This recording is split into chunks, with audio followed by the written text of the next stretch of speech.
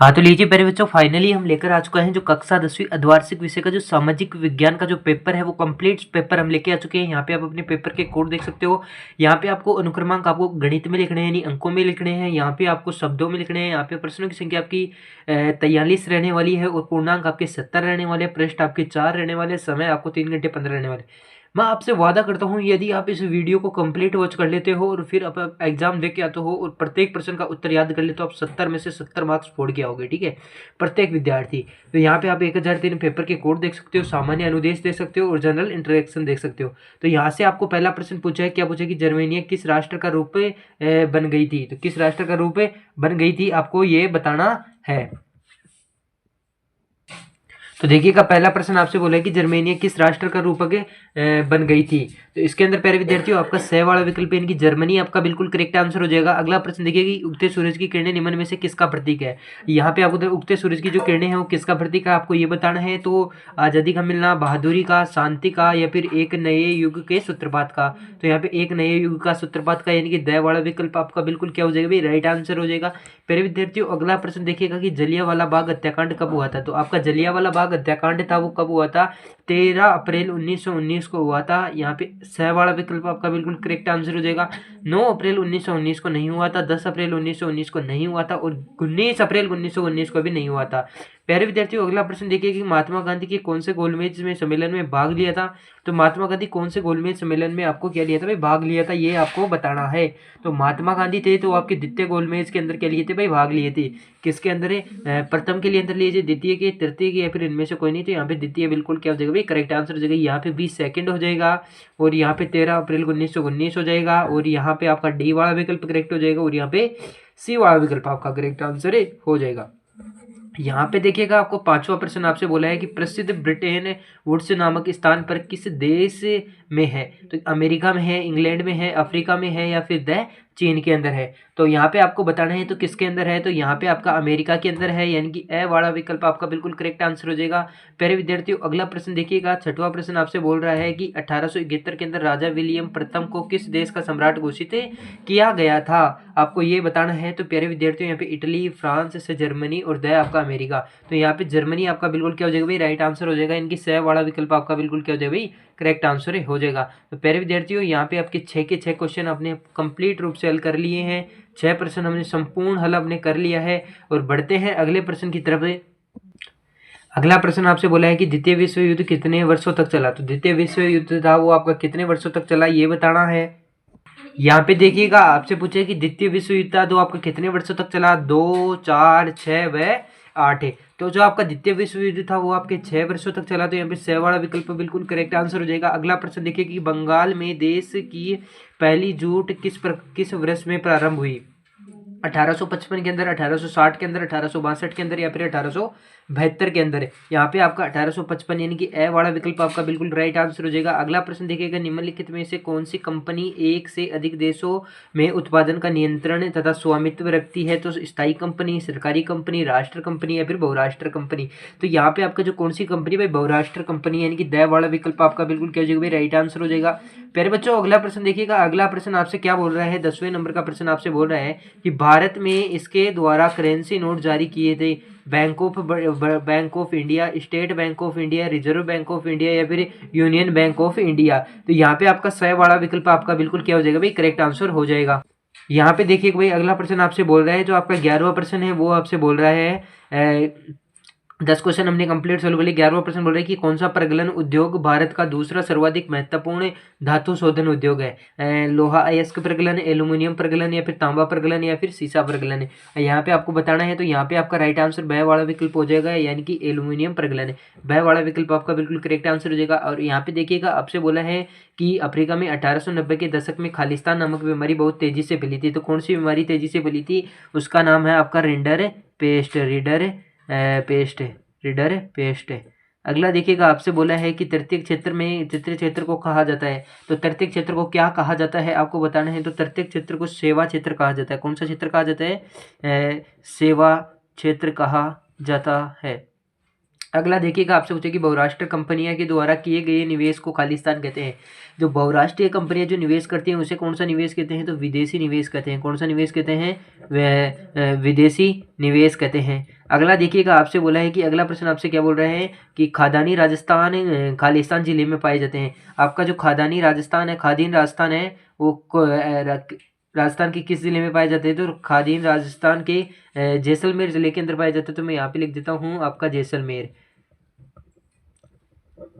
जैसलमेर। अगला देखिएगा कि प्रथम महायुद्ध मुख्य रूप से खालिस्तान महाद्वीप में लड़ा, तो किस में लड़ा भाई? यूरोप में लड़ा, है ना। तो यहाँ पे क्या राइट आंसर हो जाएगा? यूरोप हो जाएगा, ठीक है, यूरोप हो जाएगा। सन खालिस्तान में श्रीलंका स्वतंत्र राष्ट्र बना। कब बना था श्रीलंका स्वतंत्र राष्ट्र? तो श्रीलंका स्वतंत्र राष्ट्र बना था 1948 को, ठीक है, सन 1948 को श्रीलंका स्वतंत्र राष्ट्र बना। अगला प्रश्न देखिएगा, आपसे बोल रहे हैं, क्या बोल रहे हैं कि उन देशों के नाम लिखिए जिनकी सीमाएं बेल्जियम से मिलती हैं। तो बेल्जियम से कोई एक कारण आपको लिखना है, यानी कि कोई एक लिखना है। तो यहाँ पे आप लिख देना फ्रांस। क्या लिख देना? फ्रांस लिख देना। यहाँ पे फ्रांस आपका बिल्कुल करेक्ट आंसर हो जाएगा प्यारे बच्चों। अगला प्रश्न देखिएगा, अगला प्रश्न आपसे बोल रहा है कि वैश्वीकरण की प्रक्रिया को उत्प्रेरित करने वाला प्रमुख कारक कौन सा है? तो यहाँ पे प्रमुख कारक बताना है, तो यहाँ पे हो जाएगा आपका प्रौद्योगिकी। प्रौद्योगिकी यहाँ पे राइट आंसर हो जाएगा आपका प्रौद्योगिकी, यानी कि टेक्नोलॉजी। अगला देखिएगा, सुलेखन किसे कहते हैं? तो सुलेखन आपको बताना है कि जो सुलेखन होता है वो किसे कहते हैं? सुलेखन सुंदर व कलात्मक लेखन को कहते हैं। सुंदर वह एक ऐसा लेखन जो सुंदर व कलात्मक हो, ठीक है, कलात्मक हो, उसे सुलेखन कहते हैं। सामाजिक विभाजन अधिकांशतः किस पर आधारित होता है? तो सामाजिक विभाजन आपका अधिकांशतः जन्म पर आधारित होता है। किस पर होता है भाई? जन्म पर आधारित आधारित आधारित आधारित आधारित होता है, ठीक है, यहाँ पे आधारित आ जाएगा, ठीक है। तो ये थे आपके 21 क्वेश्चन हमने हल करवा दिए। 43 में से हमने 21 प्रश्न कंप्लीट रूप से हल करवा दिए हैं, जो कि आपके 21 नंबर के हो चुके हैं। प्रत्येक प्रश्न 1 मार्क्स का है, यहाँ पे आप देख सकते हो 1 नंबर का आपका प्रत्येक क्वेश्चन रहने वाला है। तो प्यारे बच्चों, ये था आपका पेपर जिसके अंदर हमने 21 क्वेश्चन सोल्व करते हैं। अब बढ़ते हैं अगले प्रश्न के लिए। तो देखते रहेगा वीडियो को। अभी तक वीडियो को आपने हाइप नहीं किया है, लाइक देखिएगा प्यारे विद्यार्थियों। आपको जैसे वीडियो को हाइप कैसे करना है, तो सबसे पहले मेरे चैनल के पेज पे आ जाना है, फिर सब्सक्राइब बटन दिखाई देगा, इस पर क्लिक करके सब्सक्राइब कर लेना है। फिर यहाँ पे आपको आगे लाइक का बटन दिखाई दे रहा है, इस पर क्लिक करके आपको वीडियो को लाइक कर लेना है। फिर जैसे ही आप आगे क्लिक करोगे, आपको एक हाइप का ऑप्शन दिखाई देगा, इस पर क्लिक करना है। इस पर क्लिक करते ही आपको वीडियो पे क्लिक करके आपको एक 1K हाइप पॉइंट का ऑप्शन दिखाई देगा, इस पर क्लिक करके हाइप कर देना है, और इसे 3 बार करना है। फिर आपको आपकी PDF का लिंक शो हो जाएगा। लाइक नहीं किया तो कर दीजिएगा। और इसी प्रकार सभी चैनल, सभी वीडियोज आपको इसी चैनल पे मिलने वाले हैं। सभी अध्याय, सभी जो है आपके विषय हैं, उनके सभी वीडियो आपको यहीं पे मिलने वाले हैं। सभी पेपर्स का वीडियो आपको यहीं पे मिलने वाला है। तो चैनल को कर लीजिए सब्सक्राइब, वीडियो को कर दीजिएगा लाइक। देखिएगा, ये था आपका पेपर जिसने हमने हल करवा दिया है। कितने? 21 क्वेश्चन हल करवा दिए हैं पेपर के। अब चलते हैं 22वें प्रश्न की तरफ। तो प्यारे बच्चों, यहाँ पे आपको बताना है कि जो प्राथमिक क्षेत्र है उसको आप क्या समझते हैं। प्राथमिक क्षेत्र से आप क्या समझते हैं? तो प्राथमिक जो क्षेत्र होता है, ये एक ऐसा क्षेत्र है जिसमें प्राकृतिक संसाधनों का सीधा उपयोग करके वस्तुओं का उत्पादन किया जाता है। जो आपके प्राकृतिक संसाधन होते हैं, जो प्राकृतिक संसाधन होते हैं, उनका सीधा उपयोग किया जाता है। उनका क्या किया जाता है? प्राकृतिक संसाधनों का सीधा उपयोग करके डायरेक्ट आपको वस्तुएं बनाई जाती हैं। क्या बनाई जाती है भाई? वस्तुएं बनाई जाती हैं, ठीक है। तो प्राकृतिक क्षेत्र से आप कहते हैं प्राकृतिक क्षेत्र वह है जिसमें प्राकृतिक संसाधनों का सीधा उपयोग करके आप वस्तुओं का उत्पादन किया जाता है। अगला प्रश्न देखिए, जहां भूमि पर जनसंख्या का दबाव नहीं अधिक होता है, वहां पर की जाने वाली कृषि का नाम बताइए। तो वहां पर की जाने वाली जो कृषि है वो कौन सी कृषि होती है? तो वो होती है आपकी गहन जीविका कृषि। कौन सी होती है? गहन जीविका कृषि, गहन जीविका कृषि। अगला देखिएगा, आपसे बोला है कि ब्रेटन वुड्स सम्मेलन किस देश में आयोजित किया जाता है? ब्रेटन वुड्स क्षेत्र है वो किस देश में आयोजित किया जाता है? तो संयुक्त राज्य अमेरिका में। किसमें? संयुक्त राज्य अमेरिका में। संयुक्त राज्य अमेरिका में। अगला प्रश्न आपसे पूछ रहा है, क्या पूछ रहा है कि मारियोन की प्रतिमाएं सार्वजनिक चौकों पर क्यों लगाई गई थी? तो क्यों लगाई? मारियोन की प्रक्रिया राष्ट्रीय एकता का प्रतीक के रूप में लगाई गई थी। किसमें भाई? राष्ट्रीय एकता, राष्ट्रीय एकता के प्रतीक के रूप में क्या की गई थी? लगाई गई थी। अगला प्रश्न है कि टांका किसे कहते हैं? तो टांका किसे कहते हैं? टांका वर्षा जल संचयन की एक पारंपरिक विधि है। टाँका वर्षा जल संचयन की क्या है, एक पारंपरिक विधि है। अगला प्रश्न देखिए कि भारतीय संविधान में हिंदी के अलावा कितनी भाषाएं अनुसूचित भाषा का दर्जा दिया गया है। ऐसी इतनी कौन सी भाषाएं जिनको दर्जा दिया गया है, तो वो है आपकी 21 भाषाएं। कितनी भाषाएं भाई, आपकी है भाई 21 भाषाएं। ठीक है, कितनी भाषाएं हैं भाई, 21 भाषाएं हैं आपकी। तो यहाँ पे 21 भाषाएं बिल्कुल आपका करेक्ट आंसर हो जाएगा। अगला प्रश्न देखिएगा कि रूढ़िवाद क्या है। आपको बताना है कि आपका जो रूढ़िवाद है वो रूढ़िवाद क्या है। रूढ़िवाद एक राजनीतिक दर्शन है। क्या है भाई, रूढ़िवाद एक राजनीतिक दर्शन है जो परंपरा से स्थापित संस्थानों और रीति रिवाजों के महत्व पर क्या देता है भाई, जोर देता है। अगला प्रश्न आपसे बोला है कि आयात शुल्क क्या है। आपका जो आयात शुल्क है वो क्या है। यहाँ पे आपका 250 क्वेश्चन कंप्लीट हो चुका है। अगले 38वां प्रश्न बोल रहा है कि आयात शुल्क क्या है। तो आयात शुल्क के बारे में, आयात शुल्क एक कर है। आयात शुल्क क्या है, एक कर है जो किसी देश में आयात यानी कि एक देश वस्तुओं पर क्या किया जाता है, लगाया जाता है, यानी दूसरे देश से लगाया जाता है। आयात एक शुल्क है जो दूसरे देश से जो आयात होती है वस्तुएं, उन पर क्या लगाया जाता है, लगाया जाता है। यानी आयात पे लगने वाला, आयात कहाँ से होता है, दूसरे देशों से होता है, उसमें लगने वाला कर क्या कहलाता है, आपका आयात कर कहलाता है। यहाँ ये आपके 2-2 नंबर के क्वेश्चन है। यहाँ से 27 नंबर से आपके क्वेश्चन की संख्या चेंज हो चुकी है। ये 2-2 नंबर के क्वेश्चन है। ठीक है, अगला देखिएगा। अगला आपसे बोल रहा है कि समुदाय द्वारा वन संरक्षण को संक्षिप्त समझाइए। यहाँ पे आपको संक्षिप्त रूप में क्या करना है भाई, समझाना है। तो देखिएगा, आपसे बोल रहा है कि संक्षिप्त रूप में समझाइए, समुदाय वन संरक्षण को संक्षिप्त रूप में समझाइए। तो समुदाय द्वारा वन संरक्षण का अर्थ है कि स्थानीय लोगों के द्वारा वनों की सुरक्षा और प्रबंधन की सक्रिय भागीदारी। ठीक है, तो यहाँ पे इसका ये राइट आंसर हो जाएगा। पर बच्चों अगला प्रश्न देखा कि वियना की संधि की कोई 2 विशेषता लिखिए। जो आपकी वियना संधि है उसकी 2 विशेषताएं लिखनी है। तो वियना संधि की 2 विशेषता आप एक लिख सकते हो, राजवंशों की बहाली। वियना संधि की ये लिखा देता हूँ मैं आपको। एक पहली है आपकी किसकी है भाई, राजवंशों की बहाली, राजवंशों की बहाली। और अगला है दूसरी आप लिख देना, फ्रांस की सीमाओं का पुनर्गठन। अब इसके अंदर आपको क्या लिखना है, देखो बता रहा हूँ इसके अंदर आपको क्या लिखना है। एक हेडिंग ये लिख देना, एक हेडिंग ये लिख देना। तो राजवंशों की बहाली के अंदर लिखना है कि इसका मुख्य उद्देश्य है नेपोलियन युद्धों के दौरान हटाए गए राजवंशों को बहाल करना था, और विशेषकर फ्रांस बोर्बन राजवंश को। और फ्रांस की सीमा का पुनर्गठन, इसमें आपको लिखना है कि भविष्य में फ्रांस के विस्तार को रोकने के लिए फ्रांस की सीमाओं पर कई नए राज्य स्थापित किए गए। यानी कि क्या बोल रहे हैं कि भविष्य में जो फ्रांस का विस्तार को रोकने के लिए फ्रांस की सीमा पर कई राज्य स्थापित किए गए ताकि फ्रांस की सीमाओं को रोका जा सके। अगला देखिएगा कि अगला प्रश्न आपसे क्या बोल रहे हैं कि बाजार में श्रम बहुतायत से मजदूरों की जिंदगी को किस प्रकार प्रभावित कर रहा है। तो बाजार में श्रम बहुतायत मजदूरों की जिंदगी को नकारात्मक रूप से प्रभावित कर रहे हैं। मेन हेडिंग आपको लिखनी है, क्या लिखनी है भाई, नकारात्मक। ये आपका 1 नंबर का हो गया है ना, ये मानो यही आपका 1 नंबर का हो गया। अब इसकी व्याख्या करके आपको लिख देनी है, नकारात्मक प्रभाव पड़ता है ना, नकारात्मक का प्रभाव पड़ता है। ठीक है, और इसके बारे में आप लिख सकते हो कि अधिक श्रमिकों की उपलब्धता के कारण नौकरी पाने की प्रतिस्पर्धा बढ़ गई है, जिसमें मजदूर कम हो गए हैं और काम के घंटे लंबे हो गए हैं, और इसमें मजदूरों का शोषण बढ़ा है और उनकी जीवन की स्थिति क्या हो गई भाई, खराब हो गई है। ठीक है, मजदूरी कम हो गई है और काम के घंटे लंबे हो गए हैं, इनकी अधिक व्यक्ति हो जाएंगे तो एक काम करने के लिए 6 व्यक्ति हो जाएंगे।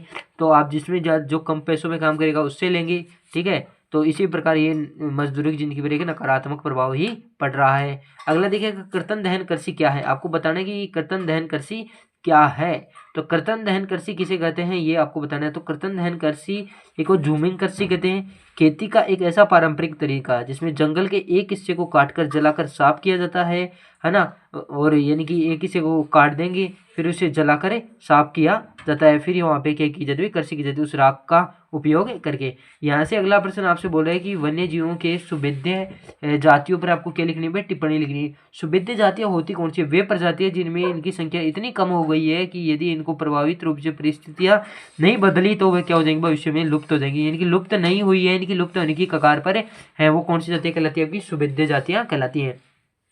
शिशु मृत्यु दर से आप क्या समझते हैं। जो शिशु मृत्यु दर है उससे क्या समझते हैं। शिशु मृत्यु दर एक ऐसा वर्ष के प्रति यानी कि 1000 जीवित जन्मों में 1 वर्ष की कम उम्र के शिशुओं की मृत्यु की क्या है भाई, संख्या है। और आपसे 36वां क्वेश्चन आपसे बोल रहा है, वही 2 नंबर का है कि व्यापार संगठन के कोई 2 प्रमुख कार्य लिखिए। तो आप पहला लिख सकते हो कि जो आपका, आप इसमें लिख देना 2 कार्य पूछे तो आप इसमें पहला लिख देना, मैं यहाँ से लिख रहा हूँ, इसमें आप पहला लिख देना अंतर्राष्ट्रीय व्यापार के नियमों को स्थापित करना, यानी कि अंतर्राष्ट्रीय व्यापार के नियमों को स्थापित करना। और दूसरा आपसे बोला है कि व्यापार विवादों का समाधान। अगला आपसे बोला है, इसके 2 लिख दे। और ये 37वां क्वेश्चन आपसे बोला है कि 37वां क्वेश्चन आपसे बोल रहा है कि उपभोक्ता जागरूकता के कोई 2 उपाय लिखिए। उपभोक्ता जागरूकता के आपको कोई 2 उपाय लिखने हैं। तो उपभोक्ता शिक्षा, यानी कि पहला क्या लिखना है, उपभोक्ता शिक्षा, उपभोक्ता शिक्षा। और दूसरा लिखना है आपको मानक चिन्हों की जांच, मानक चिन्हों की जांच। अगला देखिए कि बैंकों को आपको कौन कौन सी सुविधाएं प्राप्त होती है, उनके 3 का आपको उल्लेख करना है।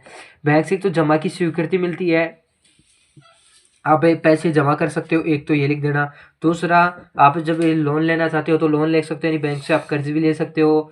और जब भुगतान कर सकते हो, धन हस्तांतरण भी कर सकते हो, यानी आप यानी कि भुगतान करके फिर आप वापस उससे धन ले भी सकते हो किसी भी समय। यहाँ पे देखिएगा कि मुद्रा का अपरदन किसे कहते हैं और इसके कारण संरक्षण का क्या लिखना है भाई, आपको उपाय लिखना है। तो मर्दा का अपरदन किसे कहते हैं, मर्दा अपरदन ऊपरी परत को हटाना, ऊपरी परत हट जाती है या फिर बह जाना, क्या कहलाता है, मर्दा अपरदन। इसका कारण है कि हवा पानी बहाव के कारण इसकी कटाई अत्यधिक और इसकी चराई भी हो सकती है अत्यधिक, जैसे पशुपालन में जो कार्य होते हैं, जो पशुओं को चराया जाता है, तो वो भी इसका एक कारण हो सकता है। जो आपको इटली के एकीकरण पे एक संक्षिप्त आपको क्या लिखनी है, इटली के एकीकरण का संक्षिप्त आपको क्या करना है भाई, वर्णन करना है। इनकी इटली का एकीकरण 19वीं सदी की एक लंबी व जटिल प्रक्रिया थी, जिसके परिणाम स्वरूप विभिन्न जो इतालवी राज्यों में एकीकृत के राष्ट्र राज्य इटली साम्राज्य से मिला है। ठीक है, अगला प्रश्न आपसे बोल रहा है कि यदि आपको संसाधन नियोजन करना हो तो आप कौन कौन से सोपानों का प्रयोग करोगे।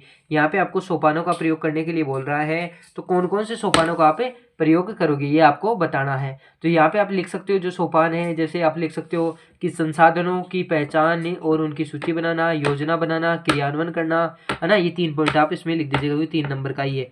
और अगला प्रश्न आपसे बोल रहा है कि सविनय अवज्ञा आंदोलन पर आपको एक सविस्तारित आपको क्या करना है, वर्णन करना है। ये क्वेश्चन आपके 5 नंबर का रहने वाला है।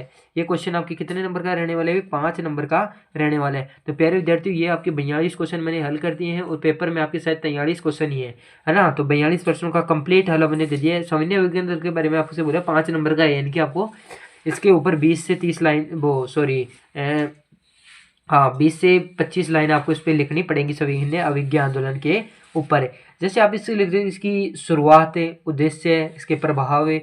जैसे सविनय अवज्ञा आंदोलन के बारे में बताऊं, सविनय अवज्ञा आंदोलन 1930 भारतीय स्वतंत्रता संग्राम का एक महत्वपूर्ण चरण था, जिसका नेतृत्व कौन कर रहे थे भाई, महात्मा गांधी जी कर रहे थे। इसकी शुरुआत यह है, आंदोलन नमक कानून तोड़ने के साथ शुरू होता है, जिसमें दांडी मार्च के नाम से जाना जाता है। इसका उद्देश्य क्या है, इसका उद्देश्य ब्रिटिश सरकार को अन्यायपूर्ण कानूनों के अहिंसक तरीके से उल्लंघन करना। और इसके आप प्रभाव भी लिख सकते हो, तो प्रभाव में ये लिख देना कि इस आंदोलन में बड़ी संख्या में जो भारतीय भाग लिए, इनकी भारतीय सभी इस आंदोलन के अंदर ज़्यादातर कौन से लोग भाग लिए थे, भारतीय, जिनमें महिलाएं भी शामिल थी। और ब्रिटिश शासन की नींव को क्या कर दिया था भाई, हिला दिया था। तो ये देखिएगा, हमने आपके 42 के 42 प्रश्न हमने हल करवा दिए हैं। और अब देखिएगा आपका 43वां क्वेश्चन आपसे क्या बोल रहा है। आपसे बोल रहे हैं कि जो आपका है, संघवाद का अर्थ बताते हुए संघीय व्यवस्था के गठन के तरीकों को 100 उदाहरण बताना है। ठीक है, इसको उदाहरण से समझाना है। और बैंकों की ऋणी संबंधी गतिविधियों का आपको क्या करना है भाई, एक उल्लेख करना है। ठीक है, अगला देखिएगा कि भारत के मानचित्र में निम्नलिखित तापीय ऊर्जा संयंत्रों को अंकित कीजिए। और पहला आपका है नासिक, दूसरा है विजयवाड़ा, और आपका जो स है बरौनी, वह जो है आपका है कि बोगिनगांव, और ये है आपका गांधीनगर। इनमें से आपको मानचित्र में अंकित करना है और ये आपका 5 मार्क्स का क्वेश्चन है रहने वाला है। तो मैप कर देना या फिर बैंकों से ऋण संबंधित आपको एक संक्षिप्त एक आपको क्या लेके लिखना है भाई, लेके लिखना है। तो प्यारे विद्यार्थियों ये था आपका पेपर जिसका कंप्लीट सॉल्यूशन मैंने दे दिया है 43 के 43 क्वेश्चनों का। और आई होप हमने प्रत्येक प्रश्न का, यदि आपको चाहिए है पीडीएफ तो डिस्क्रिप्शन में व्हाट्सएप का लिंक दिया गया, इस पे ले क्लिक करके आप पीडीएफ ले मिलेगी। पीडीएफ उसी को मिलेगी जो वीडियो को 3 बार हाइप करेगा। तो वीडियो को हाइप को ऑप्शन करने को मैंने आपको तरीका बता ही रखा है, तो वीडियो को हाइप आप कर देना। तो मिलते हैं किसी नेक्स्ट वीडियो में, तब तक के लिए धन्यवाद। जय हिंद, जय भारत।